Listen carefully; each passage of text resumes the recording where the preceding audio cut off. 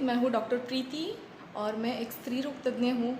आज हम बात करेंगे HPV यानी ह्यूमन पैपिलोमा वायरस पे।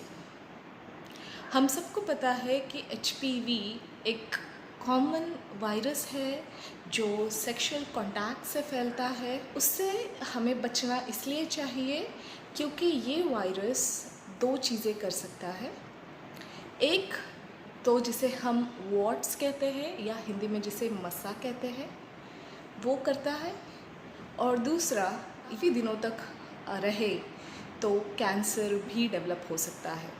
अलग अलग प्रकार के कैंसर्स हो सकते हैं, जैसे cervical cancer, anal cancer, vaginal cancer, vulval cancer, जैसे प्राइवेट पार्ट्स में सारे ही जगहों पर कैंसर ये कर सकता है।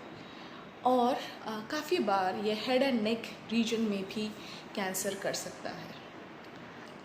इन्फेक्शन हो गया है तो इसका जनरली कोई प्रॉब्लम नहीं होता है, क्योंकि तो 80% लोगों को ये HPV वायरस का इन्फेक्शन होता है, लेकिन बाकी सब में ये काफ़ी बार रिज़ॉल्व हो जाता है।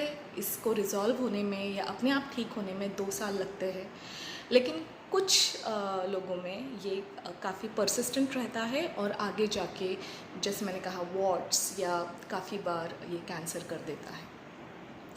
अगर आपको वॉट्स हुआ है तो उसके काफ़ी सारे इलाज हैं जो आप अगर डॉक्टर के पास जाएंगे तो बताएंगे। काफ़ी सारे मेडिकल इलाज भी है जिसमें आप टॉपिकल क्रीम्स लगाएंगे या फिर काफ़ी बार उसको हम डाईथर्मी से निकाल भी सकते हैं। इसका कोई सिम्टम नहीं होता, इससे कोई प्रॉब्लम नहीं होती है, तो हमें नहीं पता चलता है कि HPV वायरस है क्योंकि ये असिम्टोमेटिक होता है। को पता करना है कि हुआ है नहीं हुआ है, इन्फेक्शन है नहीं है, तो इसीलिए हम स्क्रीनिंग करते हैं जिसे कहते हैं पैप स्मीयर स्क्रीनिंग। ये पैप स्मीयर स्क्रीनिंग हम इसलिए करते हैं ताकि ये इन्फेक्शन अगर है तो जल्दी से पकड़ा जाए, और अगर इसने कोई प्रॉब्लम्स क्रिएट किए हैं, जैसे कैंसर सेल्स अगर ये बना रहा है, तो ये जल्दी से पकड़ में आ जाए और कैंसर आगे हम प्रिवेंट कर पाए। पैप स्मीयर करना बहुत ही ज़रूरी है। पैप स्मीयर कोई ज़रूरी नहीं कि आप हर साल करें।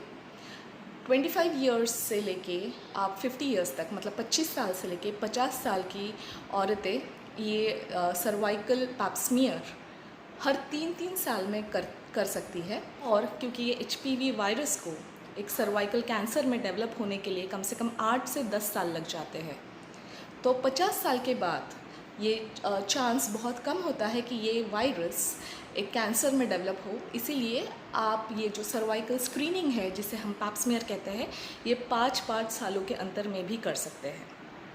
HPV वायरस का इलाज सिर्फ उन लोगों में करना ज़रूरी है जिनमें ये कोई प्रॉब्लम क्रिएट करता है, जैसे वॉट्स क्रिएट करता है या फिर कैंसर सेल्स बना रहा है।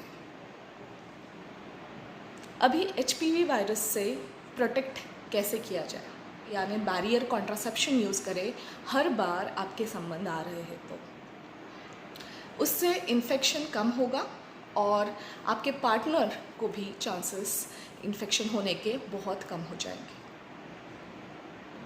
दूसरी बात जो सबसे कॉमन है, जो जिसमें बहुत रुचि है सब लोगों को फ़िलहाल, वो है HPV वैक्सीन।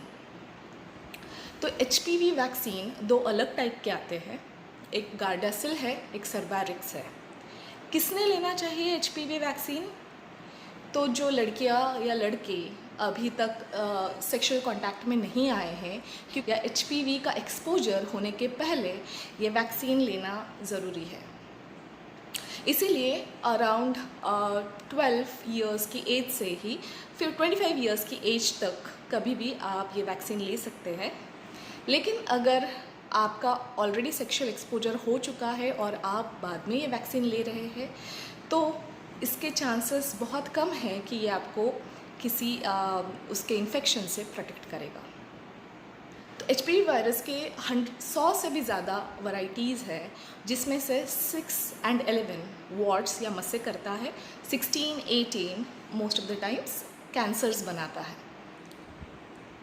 तो जो गार्डासिल जो वैक्सीन है वो मस्सों के वैरायटीज़ पे और कैंसर के वैरायटीज़ दोनों से प्रोटेक्ट करता है।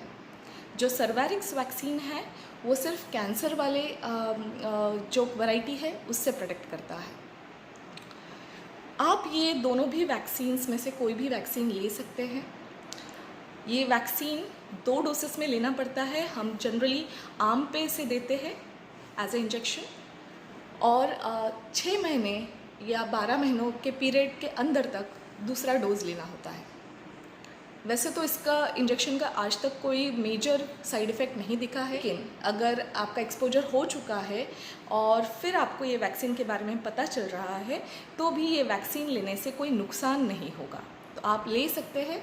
लेकिन कुछ आपको ये पैप स्मीयर जो है इसको बिल्कुल ही टालना नहीं है, क्योंकि आपने वैक्सीन लिया है इसका मतलब पैप स्मीयर आप टाल नहीं सकते। अगले वीडियो में देखेंगे एक और इम्पॉर्टेंट टॉपिक। अगर आपको ये वीडियो अच्छा लगा है, इससे इन्फॉर्मेशन मिली है, फ़ायदा हुआ है, तो प्लीज़ चैनल को लाइक और सब्सक्राइब करें, ताकि जब भी मैं कोई इम्पॉर्टेंट टॉपिक लूँ आपको उसका तुरंत ही नोटिफिकेशन मिल जाए। Thank you very much. धन्यवाद।